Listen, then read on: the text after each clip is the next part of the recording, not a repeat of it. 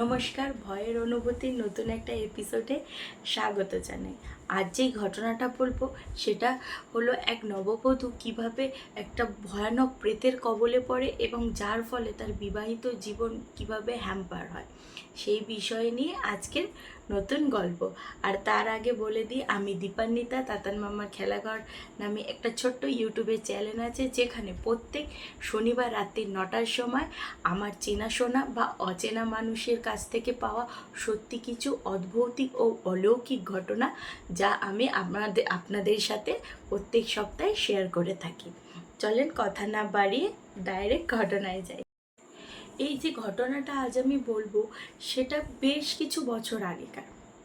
তোমরা যারা আমার ব্লগ দেখো তারা নিশ্চয়ই জানো, আমি কিছুদিন আগে মামাবাড়ি গেছিলাম। অ্যাকচুয়ালি ওখান থেকে এই ঘটনাটা আমি সংগ্রহ করেছি। তা ঘটনাটা হলো, একজন ভদ্রমহিলা আসে আমাদের মামাবাড়িতে। সে তার জীবনের তার দিদির সাথে ঘটা এই অলৌকিক ঘটনাটি আমাদের সাথে শেয়ার করে।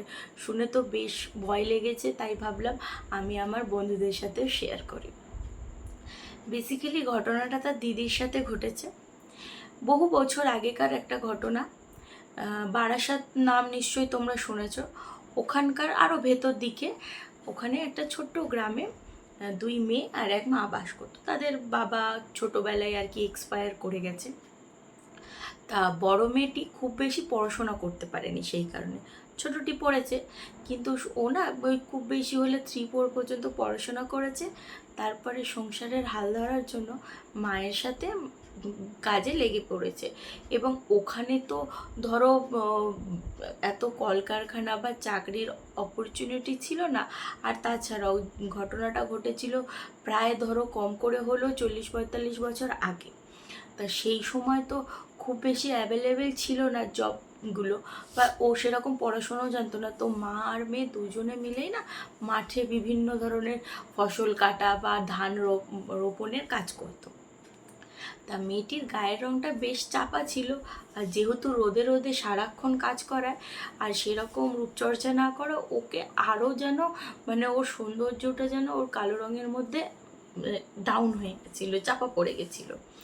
এখন আমরা খুব ইজিলি এখনও কিছু মানুষের মধ্যে রয়েছে যে কালার বৈষম্যটা, রং বৈষম্যটা, কিন্তু আগেকার দিনে না এই জিনিসটা ভীষণ পরিমাণে ছিল। যার গায়ের রং যত চাপা তার বাবাকে হয়তো তত বেশি পণ দিতে হতো, বা তার বিয়ে নিয়ে তত বেশি চিন্তা করতে হতো। এখন জিনিসগুলো অনেকটাই পাল্টেছে, সমাজ উন্নত হয়েছে, মেয়েরা নিজেদের পায়ে দাঁড়াচ্ছে, বিয়ে তো অনেক পরের অপশন চলে আসছে। সে যাই হোক, এবার ওই মেয়েটি প্রায় বয়স ধরো ওই 18-19, তখনকার দিনে তো ধরো 13-14 বছর বয়স থেকেই বিয়ের জন্য তড়িঘড়ি শুরু হয়েছে। তো আমার নিজের মারই 14 বছর বয়সে বিয়ে হয়েছে, আর 15 বছর বয়সে আমি জন্মগ্রহণ করেও ফেলেছি। এবার সেই মেয়েটির যখন 18-19 বছর বয়স, তখন না ও পাড়ার বা এলাকার লোকজনের মধ্যে বিভিন্ন কথোপকথন শুরু হয় যে মেয়ের বিয়ে দিচ্ছে না, বা মেয়ের মধ্যে হয়তো কোনো খুঁত আছে, গায়ের রং চাপা, হয়তো কখনো বিয়ে হবে না, এরম বিভিন্ন ধরনের কথাবার্তা চাওয়ার হতে থাকে। তখন ওর মা কী করে, খুব তোড়জোড় করে মেয়ের বিয়ে দেওয়ার জন্য ছেলে পাত্র খুঁজতে থাকে। প্রথম অপশান বলেছি, মেয়ে পড়াশোনা খুব একটা জানে না, খুব যে রূপবতী তাও না, গায়ের রং চাপা, তার উপরে সব থেকে বড় সমস্যা হলো ওরা আর্থিক দিক থেকে ভীষণ রকম দুর্বল ছিল, যার কারণে আরও ওর যে বিয়ের জন্য ছেলে খোঁজা ডিফিকাল্ট হয়ে পড়ছিল। তো যাই হোক, ওইভাবে বেশ কিছু বছর কেটে যায়। মেয়েটির তখন খুব বেশি হলে 28 কি 27 বছর বয়স হয়ে গেছে। তখনও কিন্তু মেয়েটির বিয়ে হয়নি। অলরেডি ছোট বোনটা বড় হয়ে গেছে। গ্রামের লোকজনের মেন্টালিটি তো একেবারে খারাপ নজরে ওদের দেখছে, পারলে এক ঘরে করে দেয়। এবং সেই সময় তা ওর মা ভীষণ রকম চাপে পড়ে। তা সেই ও তখন ওখানে একটা সম্বন্ধ আসে, ওই ছেলেটি চোখে দেখতে পায় না। এমন পরিস্থিতি বা আশেপাশের লোকের এমন মেন্টালিটি দেখে ওরা শেষ মুহূর্তে বাধ্য হয় ওই অন্ধ ছেলেটার সাথে ওনার মেয়ের বিয়ে দেবে। বিয়ে প্রায় ঠিক হয়ে গেছে, তখন ওনার এক আত্মীয় খবরটা পেয়ে দৌড়িয়ে আসে, বলে যে না, ওরকম বাড়িতে বিয়ে দিতে হবে না, আমি ওর বিয়ে দেবো দায়িত্ব নিয়ে। তা সে নিজের কথাও রাখে, পাশের গ্রামে এত দুনিয়া খুঁজে ছেলে পায়নি, ও তারপরে পাশের গ্রামে একটা ছেলের সাথে ওর ভালো সব কিছু সুন্দরভাবে বিয়ে সম্পন্ন হয়ে যায়। এবার বলে রাখি ওর শ্বশুরবাড়ির কথা। শ্বশুরবাড়ি মানে যে ছেলেটির সাথে, যে পাত্রর সাথে ওর বিয়ে হয়, তার ওর সমান বয়সী প্রায় 3 ভাই ওরা। 2 ভাইয়ের বিয়ে হয়ে গেছে, তাদের ঘর সংসার আছে, তারা এক পরিবারেই সবাই একসাথেই থাকে। এবার ঘরের বর্ণনাটা একটু দিয়ে দিই। একটা লম্বা জমি পুরো পাকা রাস্তার পাশে। প্রথম ঘরটা পড়ে তার মা বাবার, তারপরে 2টো ঘর পড়ে 2 দাদার, তারপরে যে শেষের ঘরটা পড়ে সেটাই ওই ছোট ছেলে বা ছোট ছেলের জন্য বরাদ্দ থাকে। ঠিক আছে, বিয়ে হয়। আর যেহেতু ওই যে যার সাথে বিয়ে হয় তারা পূর্ববঙ্গের লোক থাকায় সন্ধ্যাবেলা দেখবে তাদের মেয়ে আসে। আমাদের যারা ধরো এদেশীয় লোক বলে যারা, বা যারা ঘটি, তাদের বিয়ে হলে মেয়েরা সকালবেলা বিদায় হয় বা ঘরে বউ সকালে আসে। কিন্তু যারা বাংলাদেশের থেকে এখানে এসেছেন বা বাঙাল যারা, তাদের কিন্তু মেয়ে রাত্রেবেলা বা সন্ধ্যাবেলা ঘরের মধ্যে বিদায় হয়, আর ঘরের লক্ষ্মী হিসেবে সন্ধ্যাবেলা তাদের মানে বরণ করে আনা হয় বাড়িতে। তা ওর যেহেতু পূর্ববঙ্গে থেকেই ওর শ্বশুরবাড়ির লোক বিলং করে, সেই কারণে ও সন্ধ্যাবেলা কিন্তু শ্বশুরবাড়িতে যায়। প্রথম 15 দিন তো খুব ভালোভাবে কাটে, যেরকম আর 5টা মেয়ের জীবনে নতুন শ্বশুরবাড়ি গেলে কম কথা, বা কখনো খুব ভালো লাগা, কখনো কোনো কারণে মনটা ক্ষুণ্ণও হয়, বিভিন্ন কারণে সব কিছু ভালো মন্দ মিলিয়ে ওর দিন কাটছিল। ঠিক 15 দিনের মাথায় হঠাৎ ওর রাত্রির ঠিক 1:30 বাজে ওর না হঠাৎ পেটে ব্যথা শুরু হয়। ঠিক আছে, ভীষণ রকম ব্যথা। ও প্রথমে ভাবলো হয়তো কন্ট্রোল করে নিতে পারবো বা চেপে যেতে পারবো, কিন্তু যত সময় আগাচ্ছে ব্যথাটা তত বাড়ছে, পেটের টান ধরছে, খিঁচ আসছে। তো তখনও বললো যে না, আমি পারবো না। আর ওদের ওয়াশরুমটা ছিল বাইরে, বাইরে বলতে কি পুরো বাড়ি থেকে বেরিয়ে গিয়ে মানে ওদের রুমটা লাস্টে ছিল, ওই রুমের পাশে ছিল বেশ 5-7টা কলা গাছ। কলা গাছ লাগোয়া ছিল টয়লেট করার জায়গা, আর তার পাশে ছিল শৌচালয়। তো যাই হোক, ও তখন দেখছে যে না, আমি পারবো না, বা নতুন বউ তো, ও বাইরে যেতেও খুব এক দ্বিধাবোধ করছিল। তা ও তখন ওর হাজব্যান্ডকে ডাকে যে আমার ভীষণ রকম পেটে সমস্যা হচ্ছে, তুমি চলো আমার সাথে। তো ওরা যায়, সমস্ত সজ কাজ মিটিয়ে ঠিক এসে ঘুমিয়ে পড়ে, অসুবিধা হয় না। দ্বিতীয় রাতেও মানে সারাদিন নর্মাল ছিল, নর্মাল খাওয়া দাওয়া করেছে, সব বেশ হাসি খুশি দিন কেটেছে। আবার রাত্রির ঠিক 1-1:30 বাজে আবার ওর একটু একটু একটু একটু করে পেটে ব্যথা শুরু হয়েছে। ভীষণ রকম, প্রথমে অল্প অল্প হচ্ছে, তারপরে জিনিসটা বাড়তে থাকছে। ব্যথা এতটাই বাড়ে যে ও কিছুতেই না কন্ট্রোল করতে পারে না। আবার হাজব্যান্ডকে ডাকে, বাইরে যায়, ওয়াশরুম থেকে ঘুরে এসে আবার শুয়ে পড়ে। এই জিনিসটা বিগত 3-4 দিন ধরে হতে থাকে। এবার বাড়ির কর্তা বা যে মানে লোকটির সাথে বা পাত্রের সাথে বিয়ে হয়েছে, সেই দাদার মানে সকালবেলা উঠে তো অফিস যেতে হতো, সবারই কাজবাজ থাকে। তো রোজ রাত্রে যখন ওরকম করে ঘুম হ্যাম্পার হয়, তো কখনো কখনো মানুষ ভীষণ রকম ডিস্টার্ব ফিল করে। তা উনিও সেই ডিস্টার্বনেস থেকেই পরে যে 3-4 দিন পরে যে নাইটে ওর মানে বউ আর কি ডাকে যখন ওর দাদাটাকে, যে আমি ওয়াশরুমে যাব, তা তখন উনি না ভীষণ রকম রেগে যায়। বলে হ্যাঁ, রোজ রোজ তোমার এরকম হয়, আমি যেতে পারবো না, তুমি নিজে যেতে পারলে যাও, নয়তো যা পারবে করো, বলে উনি পাশ ফিরে ঘুমিয়ে পড়েন। এবার তারপরে ওনার আর কিছু, উনি ভেবেছে মানে রাগের মাথায় বলে দিয়ে ঘুমিয়েও পড়েছে, যেহেতু ভীষণ ক্লান্ত থাকে, সারাদিনের একটা পরিশ্রম থাকে।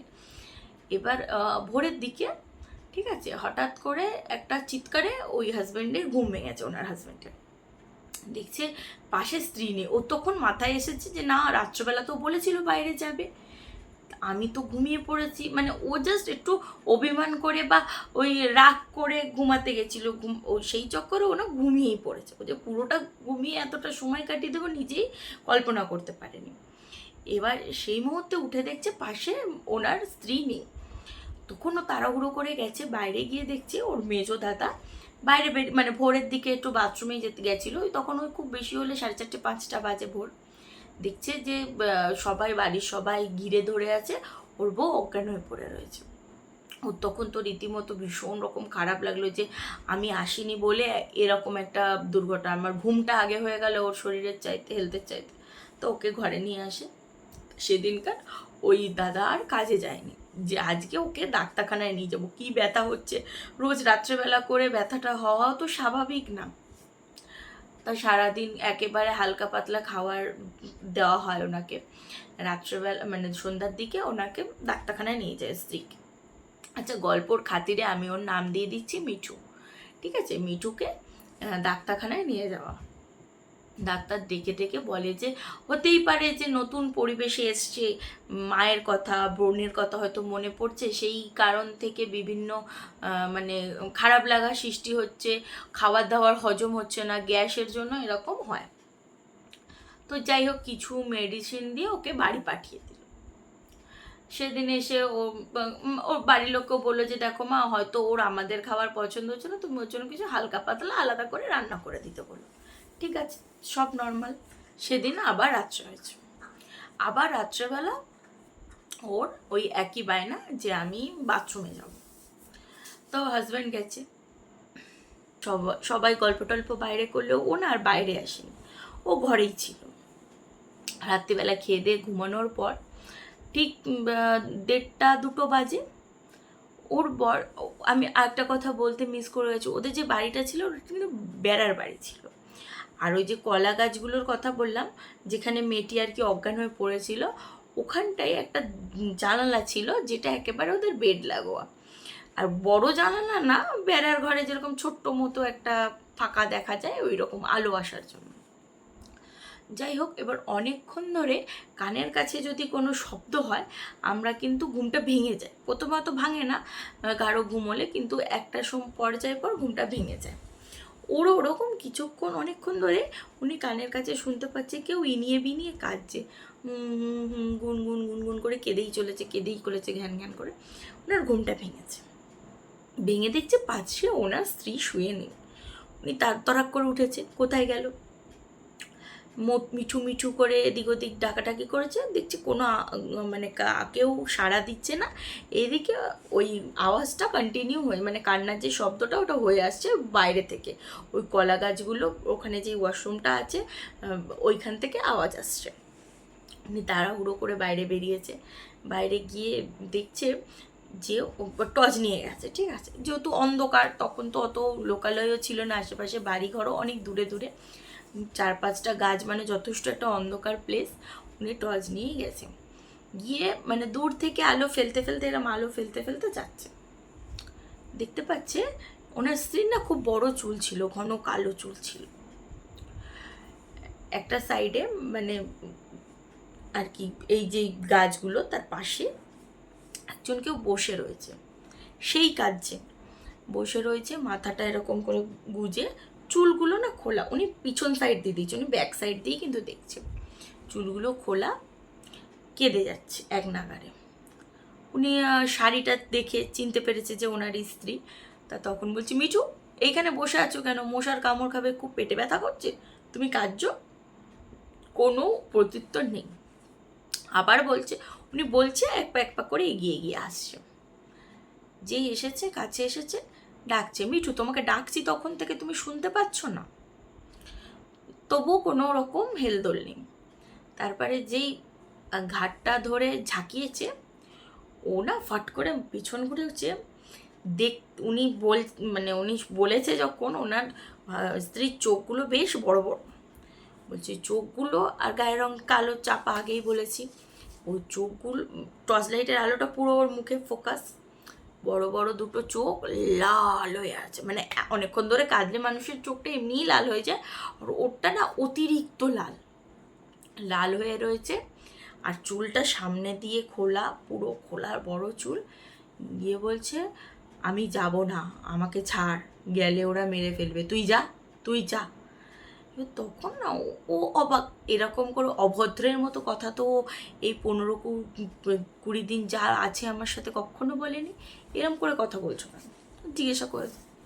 ও কিন্তু কিছুতে, এবার উনি একটা লম্বা উঁচু লম্বা লোক, ওনার হাত ধরে টানছে যে উঠে এসো, ও যাবে না, ওকে এক চুলো উনি নাড়াতে পারেন। যখন ওরকম নাড়াতে পারেনি, বচসা হচ্ছে, ও চিৎকার করে করে বলছে তুমি ওখান থেকে উঠে আসো, এই আসো, তখন বাড়ির লোকের ঘুম ভেঙে গেছে আওয়াজে। বেরিয়েছে, বলছে কি হয়েছে কি হয়েছে? বলছে দেখো না, ও এরকম বসে রয়েছে, কিছুতেই আসছে না। তারপরে এই বিভিন্ন ধরনের করতে কথাবার্তা বলতে বলতে প্রায় ওই 2:30 মতো বাজে। যেই 2:30 মতো বাজলো, ঠিক আছে, তখন ওরা মানে ওইটা রিলেট করতে পারেনি। কিছুক্ষণ পর যখন ওকে টানা হ্যাচড়া করছে, কেউ বোঝাচ্ছে, তবুও ও ওখান থেকে যাবে না, ওখানে বসে রয়েছে ঠায় আর কেঁদে যাচ্ছে। তখন ওকে যা হোক সবাই বলার পর হঠাৎ করে যে 2:30 বাজলো, ও না অজ্ঞান হয়ে গেল, এমনি বসে থাকতে থাকতেই অজ্ঞান হয়ে গেল। ওকে আবার সবাই ঘরে নিয়ে এলো। এবার বিভিন্ন মানুষের বিভিন্ন রকম কথা, জয়েন্ট ফ্যামিলি, সবারই একটা মতামত থাকে, যেহেতু সম্বন্ধ দেখে বিয়ে হয়েছে। ছেলেটির মা মানে মিঠুর শাশুড়ি আর কি বলতে শুরু করলো, মেয়ের মনে হয় কোনো সমস্যা আছে, নাহলে এরকম কেন করবে, সারাদিন ভালো থাকে, সন্ধ্যাবেলা করে খুব বেশি কথাও বলে না, কান্নাকাটি করে, রোজ রাত্রেবেলা এরকম হয়, কারোর হয় না। তা ওর মানে সব যারা কথা বলছে, এবার কথায় কথায় উঠেছে যে ওর বহু সম্বন্ধ হয়েছিল কিন্তু বিয়ে হয়নি। ও একটা লজিক ওটাও, যে হয়তো এই রকম রোগ কিছু একটা রয়েছে, সেই কারণেই হয়তো মেয়েটির বিয়ে হতে এত অনীহা বা এত সমস্যার সৃষ্টি হয়েছে। তা যাই হোক, এই সমস্ত কথাবার্তা কিন্তু ওর স্বামীকে কোনো রকম হেলদোল দেয়নি। ওনার কাছে একটাই কথা ছিল, আজ যদি আমার বিয়ের পর কোনো রোগ হতো, ও নিশ্চয়ই আমায় ছেড়ে যেত না, সেহেতু ওর যাই হয়ে যাক না কেন আমি ওকে ছাড়বো না, আমি বরঞ্চ চিকিৎসা করাবো। ঠিক আছে, তা এরকম বিভিন্ন ধরনের কথাবার্তা হয়ে মিটে গেল। এবার কদিন মানে সেদিন সকালে নর্মাল সব কিছু, ওনা ভীষণ রকম দুর্বল হয়ে পড়লো আস্তে আস্তে, ঠিক আছে, চোখের তলায় কালি মানে কালো হয়ে গেল, ঘুম টুম খুব বেশি হয় না, বা আগে যেরকম দেওর ভাসুরের ছেলে মেলেগুলোর সাথে একটু খেলতো মজা করতো, মানে সেইগুলো টোটালি মিঠু একেবারে বন্ধ করে দিল। বাড়ির এখন নয় মোবাইল রয়েছে, কিন্তু সেই সময় তো আর মোবাইল টোবাইলের ব্যাপার ছিল না, বাড়ির লোকের সাথেও দেখা সাক্ষাৎ হতো।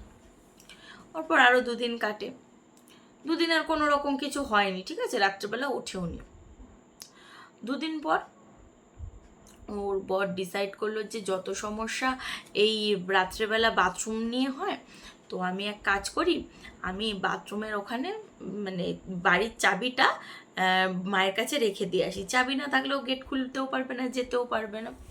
তা ওই কথা হয়, মানে বাথরুমের ওখানে যাচ্ছে বলেই এত সমস্যা হচ্ছে, যখন রাত্রেবেলা যখন ঘুমাবো, ঘরের চাবিটা আমি মায়ের রুমে রেখে দিয়ে ঘুমাবো, তাহলে ও গেটও খুলতে পারবে না, বাইরেও যেতে পারবে না, আর কোনো রকম ইস্যু হবে না।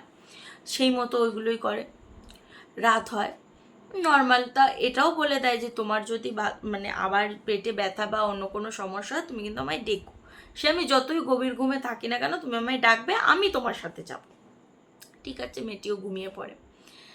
বেশ কিছুক্ষণ, বেশ কয়েক ঘন্টা কেটেছে, ঠিক ওই 1-1:30 মতো বাজে, হঠাৎ না গ্রিলে ভীষণ রকম আওয়াজ হচ্ছে নড়ার।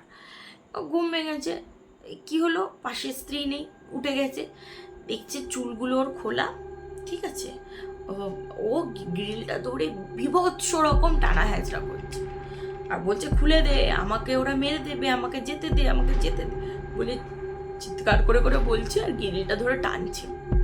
হাজব্যান্ড গেছে ধরছে, এবার বাড়ির সকলে উঠে গেছে, 3-4 জন, মানে ধরো 3 জনই, ওনার বড় 2 ভাসুর, হাজবেন্ড, সবাই মিলে টেনে আনার চেষ্টা করছে। ও গিরিল কিছুতেই ছাড়বে না, দাপা দাপি, মানে সে লাফিয়ে লাফিয়ে উঠে যাচ্ছে, দাপাদাপি করছে, চিৎকার করতে করতে, কাঁদতে কাঁদতে, চোখ দুটো লাল, মুখ থেকে লালা টাইপের বেরিয়ে, গলা বসে গেছে, কিন্তু ও তবুও চেষ্টা করছে যে খুলে ওই বাইরে যাবে। এরম করতে করতে প্রায় তোমার 2:30 বাজলো, 1-1.5 ঘন্টা এরকম চললো। যেই 2:30 বাজলো, ও নিজেই ফট করে ছেড়ে দিল গ্রিলটা, দিয়ে চুপ করে বসে পড়লো, মাথাটা নিচু করে। শান্ত হচ্ছে, সবাই একটু জল টল খাওয়ালো, মুখ টুক মুছিয়ে টুচিয়ে দেওয়াতে ও নিজেই কিন্তু ঘরের মধ্যে চলে গেল। ঘরের মধ্যে যাওয়ার পর তো সবাই আর কেউ কোনো উত্তর দেয়নি সেই রাতের, মানে ওই বিভৎসতা দেখে কারোর কাছে কোনো উত্তরই যেন নেই, বা প্রশ্নও হারিয়ে গেছিল। শুয়ে পড়ল সবাই। ঠিক ভোর রাতে একটা বিভৎস চিৎকারে সবাই বাইরে চলে এসছে। দেখছে ওর হাজব্যান্ড ভীষণ রকম মানে ঘেমে নিয়ে কেঁদে টাইপের অবস্থা। কি হয়েছে সকলে বেরিয়ে, তোর আবার কি হলো নতুন করে? ও বলছে যখন এই সমস্ত কিছু মিটলো ঘুমিয়ে পড়েছি, বেশ কিছুক্ষণ পর না বুকের ভিতরে ভীষণ রকম চাপ বা দম বন্ধ হওয়া একটা অনুভূতি হচ্ছে, চোখ খুলতে পারছি না, ঘুমও পাচ্ছে, এদিকে দমটা বন্ধ হয়ে আসছে। আর প্রথম পর্যায়ে ভেবেছিল তো ঘুমের মধ্যে হচ্ছে কিছু, তারপরে না, ঘুমের মধ্যে না, আমার সত্যি সত্যি দম বন্ধ হয়ে আছে, গলায় চাপ সৃষ্টি হচ্ছে। ও যখন চোখটা খুললো তখন দেখছে ওর স্ত্রী ওর উপর চড়ে বসেছে, পুরো বুকের উপর চেপে বসেছে, বসে দু হাত দিয়ে হাজবেন্ডের মিঠু মানে দু হাত দিয়ে গলা চেপে ধরে চুলগুলো এরকম ঝুলছে। আর একটাই কথা, তোর এত বড় সাহস, তুই আমাকে যেতে দিবি না? ওরা আমায় মেরে ফেলবে, আমাকে যেতে দে, আমাকে যেতে দে। ও ভেবেছে এইটাই হয়তো ওর শেষ মুহূর্ত, আর কখনো মা বাবাকেও দেখতে পারবে না, ও বাঁচবেই না। ওর শরীরের সমস্ত শক্তি এক জায়গায় নিয়ে এসে ধাক্কা মেরে ফেলে দেয়, উনি পড়ে যায়। আর ও দৌড়িয়ে এসে তখন সকলকে ডাকাডাকি করে। তো এবার দ্বিতীয় কথা হচ্ছে, বউ কোথায়? সবাই মিলে গেছে, একা কেউ আর যেতে সাহস করছে না। সবাই মিলে গিয়ে লাইট জ্বালিয়ে দেখছে ও সেই মশারির ভেতরে পেঁচিয়েই চুল টুল খুলে একেবারে অজ্ঞান অবস্থায় পড়ে রয়েছে। এবার ওকে যা হোক করে পরিষ্কার করে শোয়ানো হলো। এবার বাড়ির লোক বা ওর মা আর কি, মিঠুর শাশুড়ি কিছুতেই বউকে আর বাড়িতে রাখবে না। ও আমার ছেলেকে মেরে ফেলবে, এরপরে আমি আর কোনোভাবেই ওকে টলারেট করতে পারবো না, এরম ওনার একটা বিষয়। ওই মেয়েকে তুই বাপের বাড়ি তুলে দিয়ে যদি কোনো দিন ইন ফিউচার সুস্থ হয় নিয়ে আসবি, আর নয়তো আমি তোর আবার বিয়ে দেবো। এবার প্রথমবার তো উনি মানে জামাইবাবুটি খুব ভালো ছিলেন, রাজি হয়নি, কিন্তু পরে এরকম কথাবার্তায় উনি না মনে কোথাও না কোথাও চাইছিল না, একটা ভালোবাসার সৃষ্টি হয়েছিল, চাইছিল না, কিন্তু তারপরেও সবার কথা শুনে উনি ডিসাইড করলো যে না ঠিক আছে আমি দিয়ে আসবো। তখন ওইসব কথাবার্তার মধ্যে আরেকটি কথা উঠে আসে, ওনার মেজো যা মানে বড় যা যে ছিল আর কি মিঠুর, সে রান্না বান্না করলেও মেজো যা হলো সবাইকে ডিস্ট্রিবিউট করতো। ও তখন বলে যে আমি 15 দিনও এসেছে আমার হাতেই খেয়েছে, ওর মধ্যে কোনো অস্বাভাবিক কিছু দেখিনি। বিগত এই 4-5 দিন ধরে আমি দেখতে পাচ্ছি ও ভীষণ পরিমাণে খাচ্ছে। ভীষণ বলতে আমার ভাগের ভাত, বড়দির ভাগের ভাত তো খেয়েই নিচ্ছে, মাছটা যার আছে ও সবটাই খেয়ে নিচ্ছে। আর খাওয়ার মধ্যে অদ্ভুত রকমের একটা লোভ, মানে খাবার দেখে চোখ যেন ঝলঝল করে উঠছে, মুখ থেকে লালা এরম করছে বারবার, মানে এত জিভে ওর জল আসছে। আর যখন খেতে বসছে না, চারদিকে ছড়িয়ে, মানে আমরা ভদ্র মানুষ যেরমভাবে খাই ও কিন্তু ওই রকমভাবে খাচ্ছে। খাওয়ার মধ্যে ভীষণ রকম চেঞ্জেস এসছে। তা তখন ওর দেওর বলছে তুমি কি বলতে চাইছো? ওরা তখন বললো যে আমার মনে হয় কোনো একটা হাওয়া বাতাস বা নেগেটিভ কিছু হয়তো হতে পারে, দেখতে পারো। ওর শাশুড়ি বলছে না না ওই সব কথা বাদ দাও, ওই মেয়ের মাথা খারাপ আছে, তাই জন্য আমাদের ওই বিয়ে হচ্ছিল না, আমাদের ভালো মানুষ দেখে আমাদের ঠকিয়েছে। তো যাই হোক, শাশুড়ির উপর কেউ কিছু বললো না। তা মেয়েটিকে পরদিন ছেলেটি গিয়ে বাপের বাড়িতে দিয়ে আসে। সেরকম কোনো কারণ টারণ আর কি বলেনি, জানে ঘুরতে এসেছে, ঠিক আছে। প্রায় 7 দিন মতো হয়ে গেছে যখন জামাই আসছে না, তখন ওর মেয়েকে জিজ্ঞাসা করে মা কী রে জামাই আসছে না, খোঁজ খবর নিচ্ছে না, তুই যাবি কবে আবার? ও তখন বলছে জানো তো মা, ওখান থেকে না মানে সবাই না আমাকে কেমন করছে, আমি বুঝতে পারছি না, কেউ আমায় ঠিক করে পরিষ্কার করে খুলেও বলছে না, কিন্তু ব্যবহারটা না আমার একটু খারাপ লাগছে। তা যেদিন এই সমস্ত কথা হয় সেদিনই মিঠুর হাজব্যান্ড আর কি ওর সাথে দেখা করতে আসে। দেখা করতে এসে শাশুড়ি মাকে সবটা জানায়। জানানোর পর শাশুড়ি মা বলছে তোমাদের মাথা খারাপ, কই 7 দিন আমার মেয়ে আমার কাছে ছিল, রাত্রে আমাদের সাথে শুয়েছে, কই কোনো অসুবিধা তো হয়নি, তোমাদের মধ্যে কোনো সমস্যা আছে তাই জন্য আমার মেয়েকে এরকমভাবে বলছো। এবার শাশুড়িকেও অবিশ্বাস করা যায় না, কারণ উনি বানিয়ে বলবে কেন? বাকি সব মানে যে সম্বন্ধ করেছিল সেও বললো যে না ওর মধ্যে ওইরকম কোনোদিন তো শুনিনি, হয়নি। তো যাই হোক, ওকে আবার ফেরত নিয়ে যাওয়া হয়। ফেরত নিয়ে যাওয়ার পর 2 দিনও ছিল শ্বশুর বাড়িতে, কারোর সাথে কোনো রকম কথা বলেনি, সময়ে এসে খেয়েছে। আর সারা দিনটা, 2 দিন সারা দিন একটা মানুষ কেঁদেছে, মানে কারোর কোনো কথা ও শুনছে না, ও শুধু কেঁদে যাচ্ছে, আর সুযোগ পেলেই ওই কলা গাছের ওখানে গিয়ে দাঁড়িয়ে দাঁড়িয়ে আরও কাঁদছে। তো যাই হোক, এইবার ওরা মানে ফিল করলো যে না, কোনো নেগেটিভ কিছু আছে, যেহেতু ওখানে গিয়ে কিছু সমস্যা হচ্ছে না, যা সমস্যা এই বাড়িতে আসার পরই ওর সাথে হচ্ছে। তখন ও ছেলেটি কী করলো, আবার ওকে ও বাপের বাড়ি নিয়ে গেল। নিয়ে গিয়ে ওখানে বিভিন্ন তান্ত্রিক বা এরকম লোক খুঁজতে শুরু করলো। বললো আমি ডাক্তারও দেখাচ্ছি, আর এদিকে এগুলো খোঁজাখুঁজি করে ডাক্তারের কাছে নিয়ে যাওয়া হলো। ডাক্তার বললো, রিপোর্ট দিল, রিপোর্ট করা হলো, সমস্তটা স্বাভাবিক, কোনো রকম অস্বাভাবিক কিছু হলো না। তারপরে এক খোঁজ পায় এক তান্ত্রিক বাবার, তা সেখানে যায়। ঠিক আছে, সেখানে যায়, সেখানে গিয়ে ওকে বলে, ও তো প্রসেস, ও যেদিন থেকে ওই বিয়ে করে ওখানে নেমেছে সন্ধ্যাবেলা, সেদিনই তো ওকে ধরে নিয়েছে। সেদিন থেকে ওর সাথে ওর ছিল। ও 15 দিন কাউকে বুঝতে দেয়নি যে ও আছে। 15 দিন পর থেকে ওর মনে হয়েছে যে না, একে আমি নিয়ে যাব সাথে করে, একে সংসার করতে দেব না, তাই জন্য এই সমস্ত উপদ্রব শুরু করেছে। তো ওই মেয়েটিকে বিভিন্ন ধরনের আচার করলো, অনেক কিছু জলপোড়া, তেলপোড়া, ওর বিভিন্ন রকম রিচুয়াল থাকে, সেগুলো করার পর মেয়েটি কনফেস করলো যে কি ঘটেছে না, বহু বছর আগে, তখন ওখানে অতটা জনবসতি ছিল না, সেই সময় ওখানে একটি লোক থাকতো, তার বয়স খুব বেশি হলে ওই 40-45 বছর বয়স। সেই লোকটি না ভীষণ রকম সকলের কাছে ধার করতো টাকা পয়সা। এরম ধার করতে করতে মার্কেটে ভীষণ অনেক পরিমাণে টাকা ধার বাকি হয়ে যায়, শোধ দিতে পারে না। এবার ওই যাদের কাছে ধার করতো, ধরো সাধারণ মানুষেরা কি বলবে, এসে এই টাকা দাও, কবে দেবে, হ্যান ত্যান, কিন্তু ও না ধার করে ফেলেছিল একটা ক্রিমিনাল গোছের লোকেদের কাছ থেকে। তারা একদিন খোঁজ নিয়ে ওখানে আসে, ওই রাত্রি ঠিক 1টা থেকে 2টোর মধ্যে। ওকে বাড়িতে ভাত খেতে বসে, মানে ওখানে বাড়িতে বাড়ির লোকের সাথে আর কি ঘুমোচ্ছিল, ওকে ডেকে নিয়ে আসে বাইরে। নিয়ে এসে যেই রাস্তায় আর কি ও বিয়ে হয়ে গাড়ি থেকে নেমেছে, ঠিক ওই জায়গাটায় ওকে শ্যুট করে মেরে ফেলে। ঠিক আছে, তারপর থেকেই ও নাকি ওইখানেই ঘোরাফেরা করে।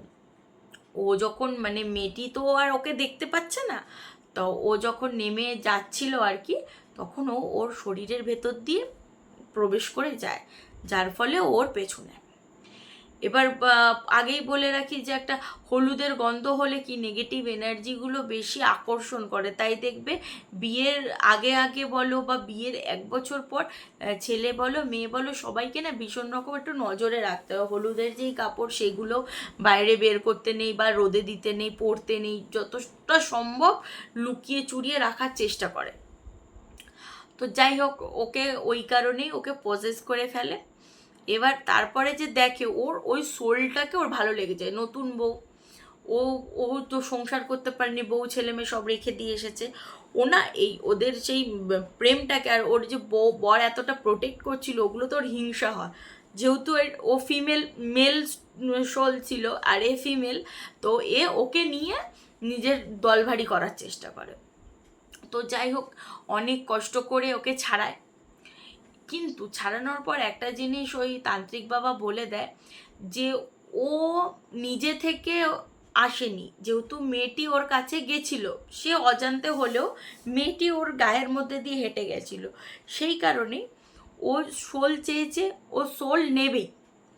1 বছর ভীষণভাবে সাবধানে থাকতে হবে ওকে, ওর হাজব্যান্ডকে, আর ও যেই বাড়িতে থাকবে সেই বাড়ির লোকজনকেও বিভিন্ন তাবিজ কবজ বন্ধন করে দেয়। তারপরে তো সব ঠিক হয়ে যায়, নর্মাল, আবার শাশুড়িও ভালোবাসতে থাকে ছোট বৌমাকে, সবাই মিলে মিশে বেশ কিছু মাস কাটে। 3 মাসের মাথায়, 3-4 মাসের মাথায় ও অন্তঃসত্ত্বা হয়। খুব ভালো কথা, বাড়িতে আরও আনন্দ। একদিন ঠিক ওই 5 মাস যখন ওর প্রেগনেন্সি, ও না বাড়ির সামনে একটা নিচু পাঁচিল মতো ছিল, ও ওখানে কাপড় মিলতো, রোজই মিলতো। তা সেদিন ওরকমই কাপড় মিলছিল, জাস্ট একটুখানি 2-3টে ইট উঁচু, ওখানে দাঁড়িয়ে দাঁড়িয়ে কাপড় মিলছিল। সকলে বলছে যে তোমার এই অবস্থায় তুমি করো না। এবার ও বলে আমি রোজই তো করি, অসুবিধা নেই, হচ্ছে না আমার কোনো অসুবিধা। যাই হোক, ও যখনই কাপড়টা মেললে ওকে পেছন থেকে কিছুটা একটা ধাক্কা হয়তো মারে, ও মানে পুরো সামনে হয়ে উবুড় হয়ে পড়ে যায়, আর সেই ইনসিডেন্টে ওর বেবিটা মিসক্যারেজ হয়ে মারা যায়। পরবর্তীতে ও আবার অন্তঃসত্ত্বা হয়, দুটো বাচ্চার মা এখন। কিন্তু ও তখন রিলেট করে যে ওই যে তান্ত্রিক বাবা বলে দিয়েছিল যে একটা সোলও নেবেই, সে যারই হোক না কেন। ও হয়তো সেই মানে ওর যে বেবিটা যাকে ও কনসিভ করেছিল সেই বেবি সোলটাকেই বেছে নিয়েছে। যাই হোক, তারপরে তো খুব ভালোভাবেই ওদের জীবন কেটেছে বা কাটছে। এই ছিল আজকের আমার ঘটনাটি কেমন লাগলো আমাকে কিন্তু অবশ্যই জানাতে ভুলবে না।